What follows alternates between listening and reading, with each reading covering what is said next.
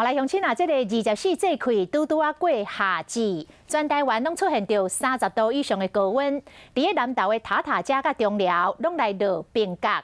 塔塔遮的冰角像米粒仔的大小，大约是落20分钟。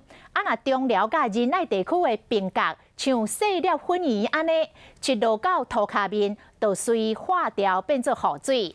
气象站讲，这部分的山区过道对流旺盛，会产生雷公四呐，阁有强降雨，甚至会落冰角。咱住伫个山区，也则是要到山区种课活动的乡亲，都要特别注意。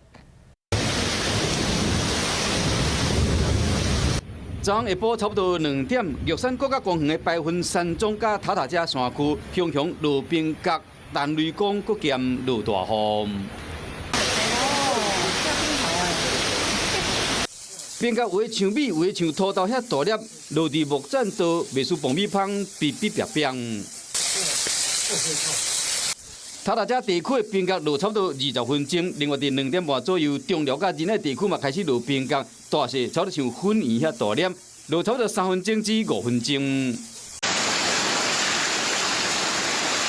因为有落大雨，冰角一落来到地面上就扬起啊。气象站表示讲，即马已经到夏至，全台湾出现30度以上的高温，部分山区过道以后，这对流的分气真旺盛，会出现雷公四呐、落大雨，甚至会落冰角。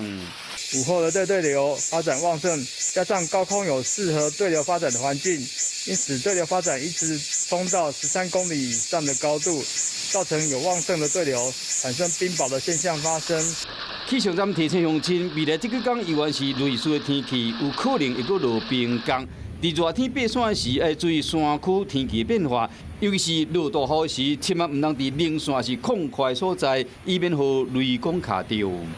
Hello， 大家好，我是乃瑜，要教给大家2个任务。第一个，华视新闻的脸书专页，你按赞了吗？还有华视新闻的 YouTube 频道，赶紧订阅起来，还要记得按赞，开启小铃铛哦。